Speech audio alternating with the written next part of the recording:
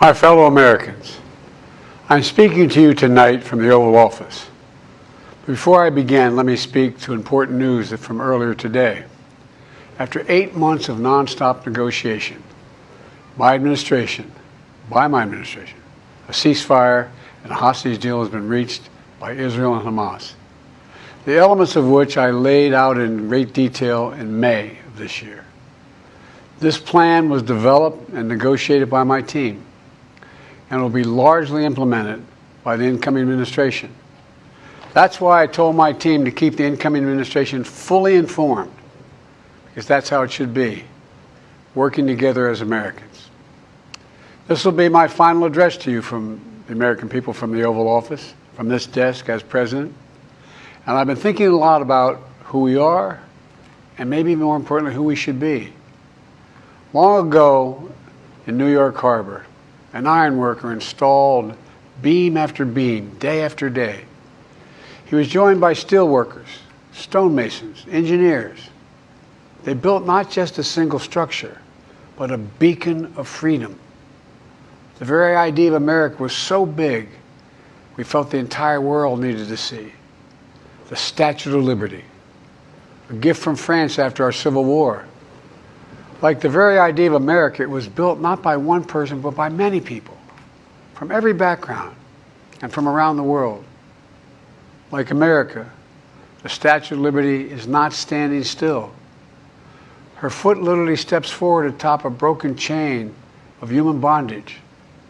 She's on the march, and she literally moves. She was built to sway back and forth to withstand the fury of stormy weather, to stand the test of time because storms are always coming. She sways a few inches, but she never falls into the current below. An engineering marvel. The Statue of Liberty is also an enduring symbol of the soul of our nation. A soul shaped by forces that bring us together and by forces that pull us apart. And yet through good times and tough times, we've withstood it all. A nation of pioneers and explorers, of dreamers and doers, of ancestors native to this land, of ancestors who came by force, a nation of immigrants who came to build a better life, a nation holding the torch of the most powerful idea ever in the history of the world, that all of us are created equal, that all of us deserve to be treated with dignity, justice, and fairness, that democracy must defend and be defined and be imposed, moved in every way possible. Our rights, our freedoms, our dreams. But we know the idea of America, our institution, our people, our values that uphold it are constantly being tested. Ongoing debates about power and the exercise of power. But whether we lead by the example of our power or the power of our example, whether we show the courage to stand up to the abuse of power or we yield to it. After 50 years at the center of all of this, I know that believing in the idea of America means respecting the institutions that govern a free society, the presidency, the Congress, the courts, a free and independent press, institutions that are rooted, they just might not reflect the timeless words, but they echo the words of the Declaration of Independence. We hold these truths to be self-evident. Rooted in the timeless words of the Constitution, we the people. Our system of separation of powers, checks and balances, it may not be perfect, but it's maintained our democracy for nearly 250 years. Longer than any other nation in history that's ever tried such a bold experiment. In the past 4 years, our democracy has held strong. And every day I've kept my commitment to be president for all Americans through one of the toughest periods in our nation's history. I've had a great partner in Vice President Kamala Harris. It's been the honor of my life to see the resilience of essential workers getting us through a once-in-a-century pandemic. The heroism of service members and first responders keeping us safe. The determination of advocates standing up for our rights and our freedoms, instead of losing their jobs to an economic crisis that we inherited. Millions of Americans now have the dignity of work. Millions of entrepreneurs and companies creating new businesses and industries, hiring American workers, using American products. And together, we've launched a new era of American possibilities. One of the greatest modernizations of infrastructure in our entire history, from new roads, bridges, clean water, affordable high-speed internet for every American. We invented the semiconductor, smaller than the tip of my little finger, and now is bringing those chip factories and those jobs back to America where they belong, creating thousands of jobs. Finally, giving Medicare the power to negotiate lower prescription drug prices for millions of seniors. And finally, doing something to protect our children and our families by passing the most significant gun safety law in 30 years and bringing violent crime to a 50-year low, meeting our sacred obligation to over 1 million veterans so far who are exposed to toxic materials, and to their families, providing medical care and education benefits and more for their families. You know, it will take time to feel the full impact of all we've done together. But the seeds are planted, and they'll grow and they'll bloom for decades to come. At home, we've created nearly 17 million new jobs, more than any other single administration, a single term. More people have health care than ever before. And overseas, we've strengthened NATO. Ukraine is still free. And we've pulled ahead of our competition with China. And so much more. I'm so proud of how much we've accomplished together for the American people. And I wish the incoming administration success, because I want America to succeed. That's why I've upheld my duty to ensure a peaceful and orderly transition of power, to ensure we lead by the power of our example. I have no doubt that America is in a position to continue to succeed. That's why my farewell address tonight, I want to warn the country of some things that give me great concern. This is a dangerous and that's the dangerous concentration of power in the hands of a very few ultra-wealthy people. And the dangerous consequences if their abuse of power is left unchecked. Today, an oligarchy is taking shape in America of extreme wealth, power, and influence that literally threatens our entire democracy, our basic rights and freedoms, and a fair shot for everyone to get ahead. We see the consequences all across America, and we've seen it before. More than a century ago, but the American people stood up to the robber barons back then and busted the trusts. They didn't punish the wealthy. Just made the wealthy play by the rules everybody else had to. Workers want rights to earn their fair share. You know, they were dealt into the deal, and it helped put us on a path to building the largest middle class, the most prosperous century any nation in the world has ever seen. And we've got to do that again. In the last 4 years, that is exactly what we've done. People should be able to make as much as they can, but play by the same rules, pay their fair share of taxes. So much is at stake. Right now, the existential threat of climate change has never been clearer. Just look across the country, from California to North Carolina. That's why I signed the most significant climate and clean energy law ever in the history of the world, and the rest of the world is trying to model it now. It's working, creating jobs and industries of the future. Now, we've proven we don't have to choose between protecting the environment and growing the economy. We're doing both. But powerful forces want to wield their unchecked influence to eliminate the steps we've taken to tackle the climate crisis, to serve their own interest for power and profit. We must not be bullied into sacrificing the future of our children and our grandchildren. We must keep pushing forward and push faster. There's no time to waste.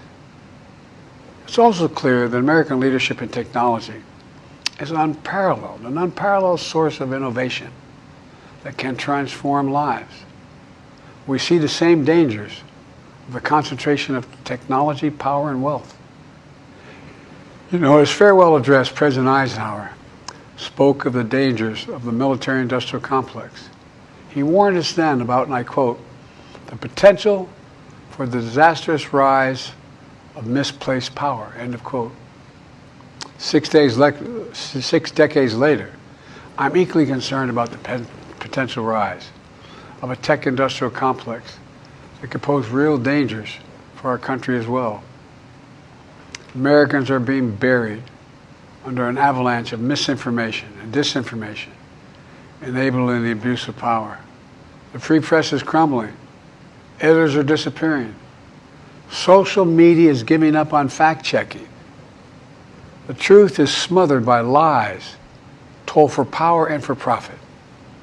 We must hold the social platforms accountable to protect our children, our families, and our very democracy from the abuse of power. Meanwhile, artificial intelligence is the most consequential technology of our time, perhaps of all time. Nothing offers more profound possibilities and risks for our economy and our security, our society, for humanity. Artificial intelligence even has the potential to help us answer my call to end cancer as we know it. But unless safeguards are in place, AI could spawn new threats to our rights, our way of life, to our privacy, how we work, and how we protect our nation. We must make sure AI is safe and trustworthy and good for all humankind. In the age of AI, it's more important than ever that the people must govern. And as the land of liberty, America, not China, must lead the world in the development of AI. You know, in the years ahead, it'll help to be, it's going to be up to the president, the presidency, the Congress, the courts, the free press, and the American people to confront these powerful forces. We must reform the tax code, not by giving the biggest tax cuts to billionaires, but by making them begin to pay their fair share. We need to get dark money. That's that hidden funding behind too many campaigns contributions. We need to get it out of our politics. We need to enact an 18-year time and term, for the strongest ethics reforms for our Supreme Court. We need to ban members of Congress from trading stock while they're in the Congress. We need to amend the Constitution to make clear that no president is immune from crimes that he or she commits while in office. The president's power is not limited. It's not absolute, and it shouldn't be. And in a democracy, there's another danger to the concentration of power and wealth. It erodes a sense of unity and common purpose. It causes distrust and division. Participating in our democracy becomes exhausting and even disillusioning. And people don't feel like they have a fair shot. We have to stay engaged in the process. I know it's frustrating. A fair shot is what makes America, America. Everyone's entitled to a fair shot. Not a guarantee, but just a fair shot. An even playing field. Going as far as your hard work and talent can take you. We can never lose that essential truth, remain who we are. I've always believed, and I've told other world leaders, America can be defined by one word: possibilities. Only in America do we believe anything is possible. Like a kid with a stutter from modest beginnings in Scranton, Pennsylvania, and Claremont, Delaware, sitting behind this desk in the Oval Office as President of the United States. That's the magic of America. It's all around us. Upstairs in the residence of the White House, I've walked by a painting of the Statue of Liberty I don't know how many times. In the painting, there's several workers climbing on the outstretched arm of the statue that holds the torch. It reminds me every day I pass it of the story and soul of our nation and the power of the American people. There's a story of a veteran. This is a veteran, the son of an immigrant, whose job was to climb that torch and polish the amber panes so rays of light could reach out as far as possible. He was known as the keeper of the flame. He once said of the Statue of Liberty, quote, "speaks a silent universal language, one of hope that anyone who seeks and speaks freedom can understand." Yes, we sway back and forth to withstand the fury of the storm, to stand the test of time. A constant struggle, a short distance between peril and possibility. But what I believe is the America of our dreams is always closer than we think. And it's up to us to make our dreams come true. Let me close by stating my gratitude to so many people, to the members of my administration, as well as public service and first responders across the country and around the world. Thank you for stepping up to serve. To our service members and your families, it's been the highest honor of my life to lead you as Commander-in-Chief. And of course to Kamala and our incredible partner, the historic Vice President. She and Doug have become like family, and to me, family's everything. My deepest appreciation to our amazing First Lady who's with me in the Oval today, for our entire family. You're the love of my life and the lives of my love. My eternal thanks to you, the American people. After 50 years of public service, I give you my word. I still believe in the idea for which this nation stands. A nation where the strength of our institutions and the character of our people matter and must endure. Now it's your turn to stand guard. May you all be the keeper of the flame. May you keep the faith. I love America. You love it too. God bless you all, and may God protect our troops. Thank you for this great honor.